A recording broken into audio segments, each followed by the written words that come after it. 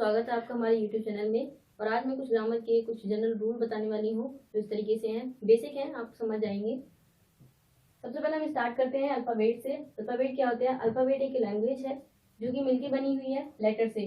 हमारे इंग्लिश में 26 लेटर्स होते हैं और बाकी इसके डिटेल में समझते हैं। लेटर्स को हम दो कैटेगरी में डिवाइड कर देते हैं, जो कि हमारी है सबसे पहले वॉवेल्स और दूसरे हमारे होते हैं कॉन्सोनेंट। वॉवेल्स और कॉन्सोनेंट को समझते हैं कि वॉवेल्स और कॉन्सोनेंट होते क्या हैं। वॉवेल्स जो होते हैं वो 5 होते हैं, ए, ई, आई, ओ, यू। इनसे बचे हुए जो भी लेटर्स होते हैं वो हमारे कॉन्सोनेंट में आते हैं, यानी कि टोटल जो कॉन्सोनेंट हो जाते हैं वो 21 होते हैं। तो मतलब वॉवेल्स जो होते हैं वो टोटल कितने होते हैं? 5। बाकी वोवेल और कॉन्सोनेंट में हम देखते हैं कि वोवेल्स जो होते हैं वो बिना कॉन्सोनेंट के हम बोल सकते हैं, बाकी जो कॉन्सोनेंट होते हैं वो हम बिना वोवेल के नहीं बोल सकते। जैसे कि ए, ई, आई, ओ, यू। अगर हम इनको बिना कॉन्सोनेंट के बोलें तो हम इनको समझ सकते हैं, लेकिन अगर हम कॉन्सोनेंट को समझें तो जैसे एम और एन, क्या हम इनको इस तरीके से अगर बोलें बिना वोवेल के तो क्या हम इनको समझ सकते हैं? नहीं, हम इनको नहीं समझते। अगर मैं इसमें कोई एक सुटेबल वोवेल को ऐड कर दूं तो हाँ, मैं इसका एक अर्थ समेत मतलब निकाल सकती हूँ। जैसे ये बन गया मैन, अब इसका एक मीनिंग हो जाएगा जो कि होगा मैन, यानी कि आदमी।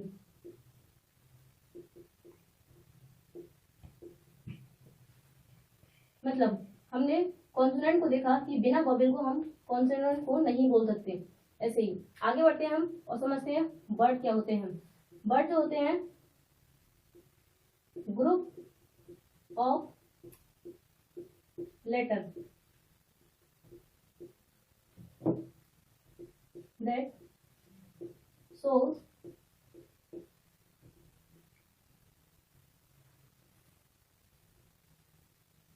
a meaning,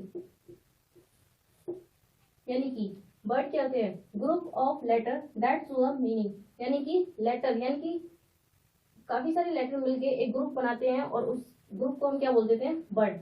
लेकिन ये वर्ड इस तरीके से लेटर का कॉम्बिनेशन होना चाहिए जिसका कोई मीनिंग हो। जैसे कि लेटर में हम एग्जांपल ले लेते हैं,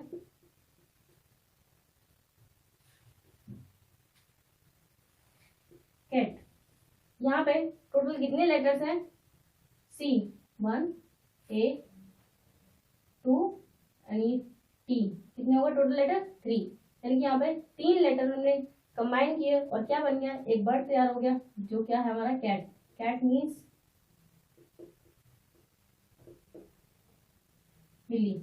क्या हम किसी और लेटर को मिला के इस तरीके से वर्ड बना सकते हैं? तो हाँ, बना सकते हैं, लेकिन हर वर्ड का एक मीनिंग होना चाहिए। जैसे कि अगर हम चाहें इस तरीके से टेक, क्या इसका कोई मीनिंग होगा? नहीं। तो क्या हम इसको वर्ड बोल सकते हैं? नहीं, ये एक वर्ड नहीं है। सेम थिंग अगर मैं इस तरीके से बोलूं एफ, क्या इसका कोई मीनिंग है?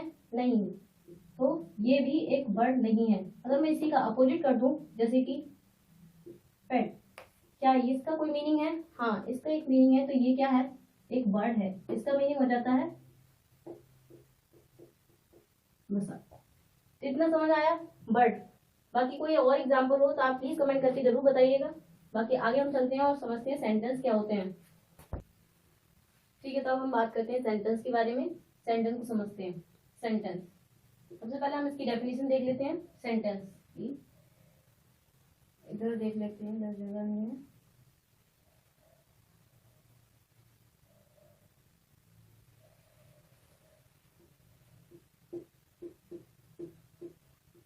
Group of word that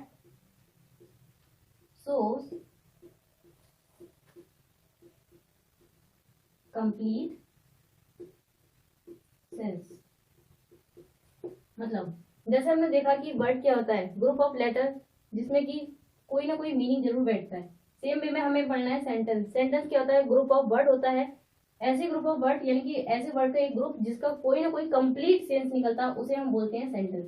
let's see example से हम समझते हैं क्या होता है सेंटेंस। जैसे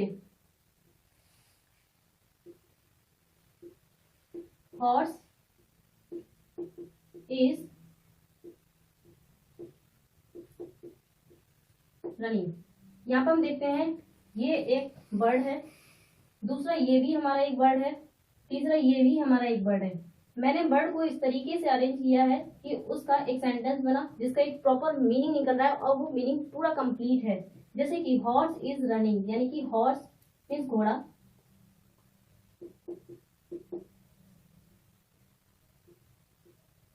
रनिंग मीन्स दौड़ रहा है।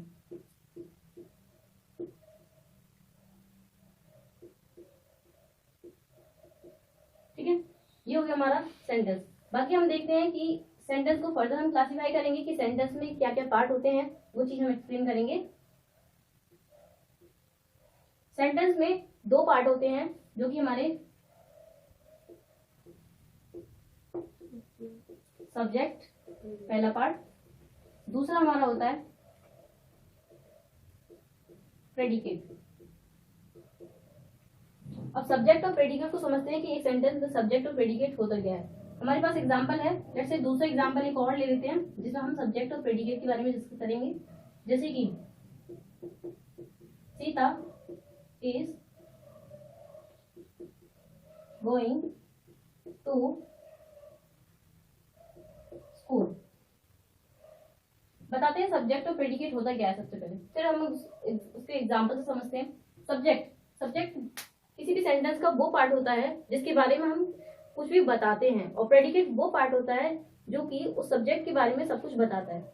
जैसे कि इसमें हम देखें कि इसमें सब्जेक्ट क्या है और प्रेडिकेट क्या है। तो देखें, तो सीता इज अ सब्जेक्ट। बाकी जो भी हमारा बचा हुआ है इसके बारे में जो कुछ भी हम बता रहे हैं वो हमारा क्या हो जाएगा, प्रेडिकेट।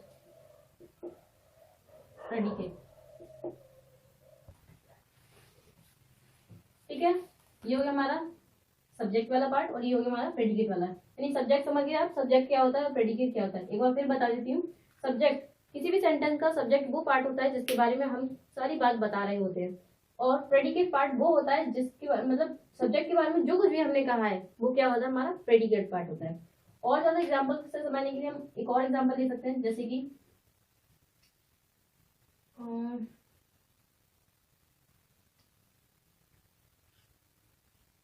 Pen is blue. यहाँ पे मैं, ये क्या है मेरा सब्जेक्ट और ये हमारा क्या है, प्रेडिकेट। ये हो गया मेरा सब्जेक्ट और ये हो गया मेरा प्रेडिकेट पार्ट। मतलब पेन इज ब्लू, पेन नीला है, यानी कि पेन कैसा है, नीला। हम यहाँ पे इजीली पहचान सकते हैं कैसे, मतलब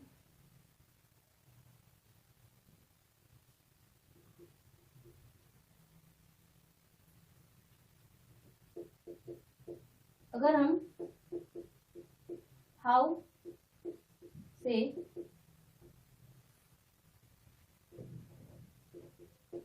क्वेश्चन करें तो हम इजीली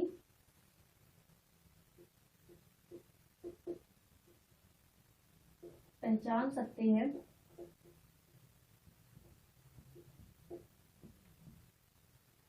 कि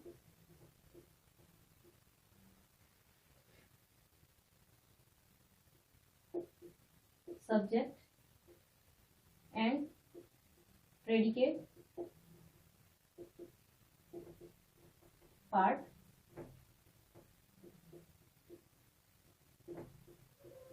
कौन सा है। हाउ से तो हम इसमें पहचान सकते हैं, बाकी और भी हम यहाँ से लगा सकते हैं। हाउ हो गया, हु हो गया, ETC लगा लीजिए यहाँ पे।